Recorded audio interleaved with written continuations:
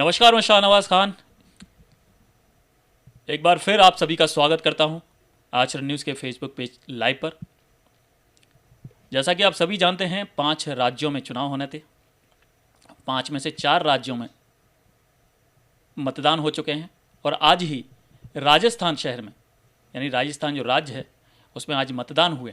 तो राजस्थान के मतदान के दौरान कितना प्रतिशत पहले से ज़्यादा या पहले से कम रहा, ये बताने के लिए हमारे साथ मौजूद हैं वरिष्ठ पत्रकार विवेक श्रीवास्तव जी। तो किस तरीके के आंकड़े इस राजस्थान चुनाव को लेकर रहे, मतदान के दौरान रहे, विवेक जी आचरण न्यूज़ में मैं एक बार फिर आपका स्वागत करता हूं। बहुत बहुत धन्यवाद आपका।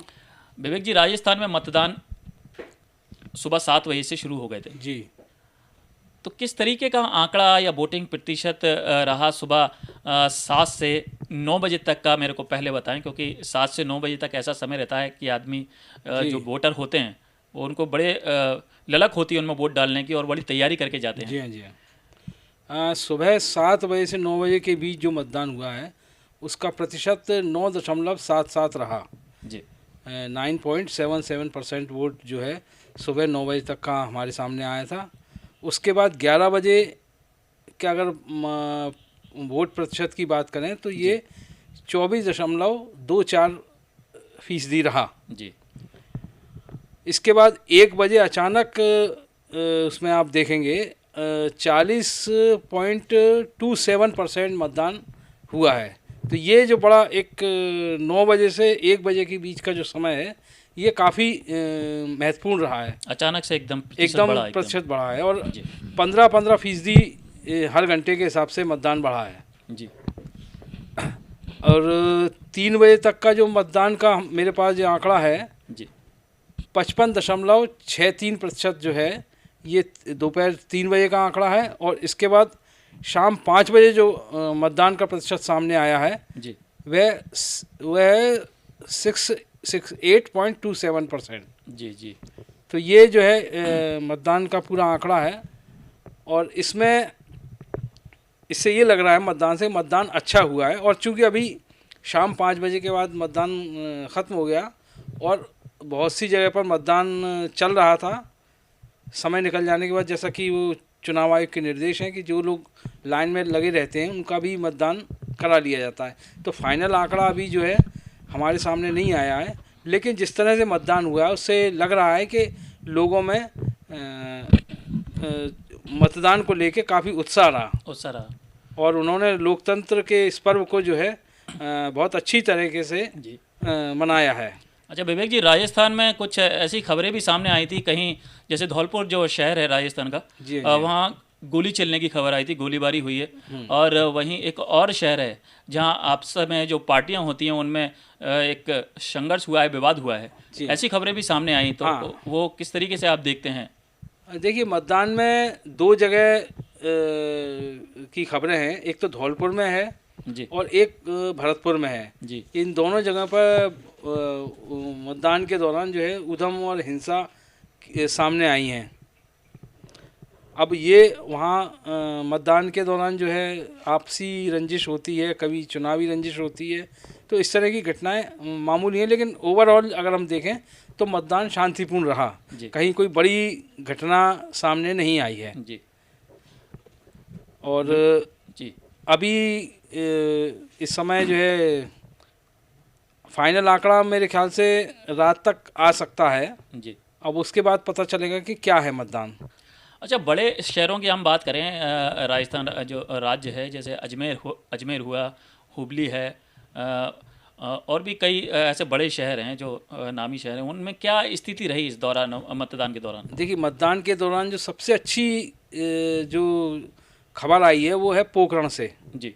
पोखरण का नाम आपने सुना ही होगा, जहाँ परमाणु विस्फोट हुआ था। वहाँ सबसे ज़्यादा 81 मैं आपको बताता हूँ 81.12% पोखरण में मतदान हुआ है जी। ये सबसे ज़्यादा राजस्थान का सबसे ज़्यादा अधिक मतदान हुआ है यहाँ पर। और एक मारवाड़ जंक्शन है जी, ये राजस्थान का ही एक विधानसभा है, वहाँ पर सबसे कम 57.36% मतदान हुआ है जी।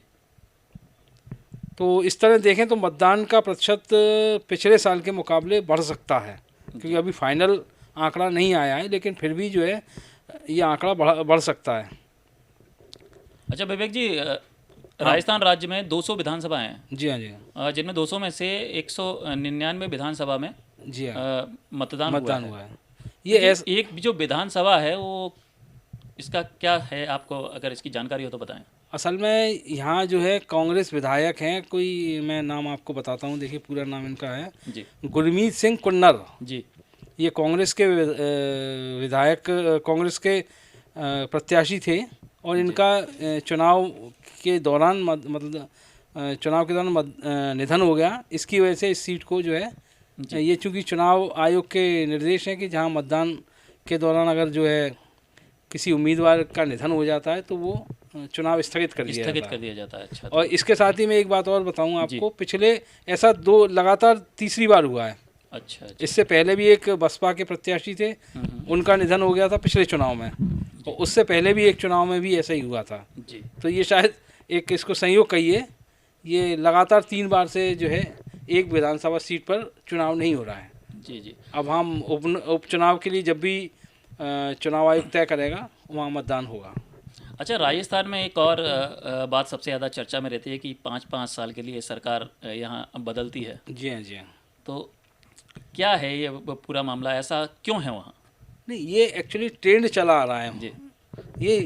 ये वहाँ के मतदाताओं की जागरूकता का एक नमूना है, अच्छा उदाहरण है जी, कि हर 5 साल में वो जो है अपनी सरकार को बदलते हैं जी। और ये होना भी चाहिए, क्योंकि हम मतदान इसीलिए किया जाता है कि हम अपने विधायकों को चुनें, अपने जनप्रतिनिधि को चुनें, और हम सरकार के कामकाज को देखें, उसके आधार पर हम अपना फैसला लें। क्योंकि कई बार मतलब आपने देखा होगा कि चुनाव के बाद जो भी सरकार बनती है, चाहे वो किसी भी दल की हो, किसी भी राज्य में हो, सत्ता आने के बाद सत्ता जो है निरंकुश होने लगती है जी। आपने देखा होगा कि मनमानी होने लगती सत्ता की, तो उस पर लगाम कसने के लिए एक बहुत अच्छा तरीका है जो राजस्थान के लोग, वहाँ के मतदाता, वहाँ की जनता अपनाते हैं जी। क्या ये तरीका मध्य प्रदेश में भी हो सकता है? नहीं, बिल्कुल हो सकता है मध्य प्रदेश में भी ये तरीका, लेकिन अब यहाँ ऐसा ट्रेंड रहा नहीं है। यहाँ तो आप देखिए पिछले 18 सालों से शिवराज सिंह चौहान की सरकार है जी। उससे पहले दिग्विजय सिंह ने लगभग 10 साल का उनका शासनकाल रहा जी। तो ये मध्य प्रदेश में ऐसा नहीं है, लेकिन कई राज्यों में ऐसा होता है। पंजाब में भी आप अगर देखें तो पंजाब में भी यही ट्रेंड चलता है, वहाँ भी 5 साल बाद सरकार बदल जाती है जी। इस बार आम आदमी पार्टी की सरकार बनी, उससे पहले कांग्रेस की रही, फिर बीजेपी की रही, फिर बीजेपी रही, कांग्रेस रही, ये सारा पूरा जो है वहाँ चलता है जी जी। अच्छा, ऐसी और कोई जानकारी जो सवाल मैं आपसे नहीं पूछ पा रहा हूँ, आपके पास ऐसी कोई चुनावी अपडेट हो, चुनावी जानकारी हो जो राजस्थान की, तो आप बिल्कुल बता सकते हैं। देखिए, राजस्थान में जो चुनाव आज जो मतदान हुआ है और उसके जो परसेंटेज है उस पर अगर अपन देखें तो ऐसा लग रहा है कि परसेंटेज अच्छा रहा है जी। मतदान काफ़ी हुआ है, हालांकि पूरा फिगर नहीं है, लेकिन पिछली बार भी मतदान अच्छा हुआ था। तो हालांकि इसमें पार्टियां अपने अपने गणित लगा रही हैं कि ये हमारे पक्ष में गया है, वो कांग्रेस कहती है ये हमारे पक्ष में जा रहा है, लेकिन असली स्थिति जो है मतगणना के बाद ही पता लगेगी कि किस जनता का रुझान किस तरफ रहा जी जी जी। अच्छा, एक सवाल और मैं आपसे पूछना चाहूँगा जी। जो मध्य प्रदेश में सट्टा बाज़ार के जो आंकड़े आए हैं जी जी, वो इस बार क्या कह रहे हैं, क्योंकि वो सबसे ज़्यादा चर्चा में ये आंकड़े बने रहते हैं। देखिए, सट्टा तो अब ऐसा हो गया है कि हर चीज़ पे सट्टा लगता है जी, चाहे क्रिकेट हो या कुछ कोई भी बड़ा इवेंट हो, उस पर सट्टा लगाने लगते हैं। लेकिन सट्टा बाज़ार इस बार गर्म है, इसमें कोई शक नहीं है। और जो रिपोर्ट्स हमारे पास आ रही हैं उसमें मध्य प्रदेश की जो अब 2-3 जगह के सट्टे बाज़ार की रिपोर्ट्स हैं। जैसे एक सबसे प्रमुख सट्टा बाज़ार माना जाता है फलौदी, वो भी राजस्थान में ही है। तो वहाँ का सट्टा बाज़ार के बारे में कहा जाता है कि सटीक बैठता है, लेकिन ये अनुमान है, अपन इसको सट्टा बाज़ार को सही नहीं मान सकते हैं। लेकिन जो मध्य प्रदेश चुनाव को लेकर अभी जो 2-3 सट्टे बाज़ार के आंकड़े आए, उसमें भाजपा की पिछड़ रही है, कांग्रेस के मुकाबले भाजपा पिछड़ रही है। ये सर्वे की उस सट्टा बाजार की रिपोर्ट है जी। लेकिन चुनाव के मतगणना मध्य प्रदेश में 3 दिसंबर को होनी है और मतगणना के बाद पता चल जाएगा कि मध्य प्रदेश के मतदाताओं का रुझान किस तरफ है। वो कांग्रेस को सरकार में लाना चाहते हैं या भाजपा को रिपीट करना चाहते हैं। अच्छा, बीच में एक आंकड़ा और चला था जो कि हमने देखा था, जिसमें वो शायद भाजपा का बताया जा रहा था। जी जी जी। उसमें 99 सीट कांग्रेस की आ रही थी और बाकी की जो सीटें हैं वो शायद बीजेपी के पक्ष में आ रही थी। जी जी जी। लेकिन वो उस सर्वे को अब वो पता नहीं आधिकारिक तौर पर किसने जारी किया था, बताया जा रहा था कि वो भाजपा का सर्वे है जी।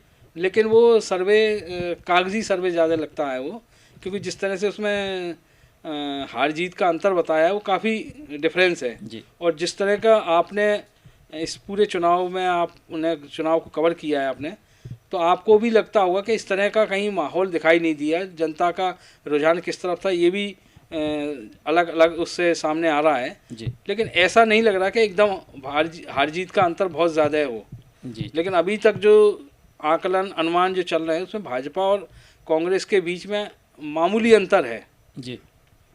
बहुत ज़्यादा नहीं है, कुछ सीटों का ही अंतर है और इन सीटों पर क्या स्थिति बनेगी ये हम आप देखेंगे 3 दिसंबर के बाद। जी जी बिल्कुल बिल्कुल। बहुत बहुत धन्यवाद विवेक जी। ये तो 3 दिसंबर को ही मालूम चलेगा कि किसकी जीत हो रही है, क्योंकि मैं आपको बता दूं 5 राज्यों में चुनाव होने थे, 4 राज्यों में चुनाव हो चुके हैं, एक राज्य अभी रह गया है यानी तेलंगाना में 30 नवंबर को मतदान है जिसका रिजल्ट भी 3 दिसंबर को ही आना है। यानी सारे जो 5 राज्य हैं, 5 राज्यों का जो रिजल्ट होता है वो 3 दिसंबर को आएगा। जी जी। और भी ज़्यादा चुनावी अपडेट के लिए बने रहिए हमारे साथ और देखते रहिए आचरण न्यूज़, हर कदम आपके साथ। देश दुनिया की सभी खबरें देखने के लिए जुड़े रहिए आचरण न्यूज से। आचरण न्यूज, हर कदम आपके साथ।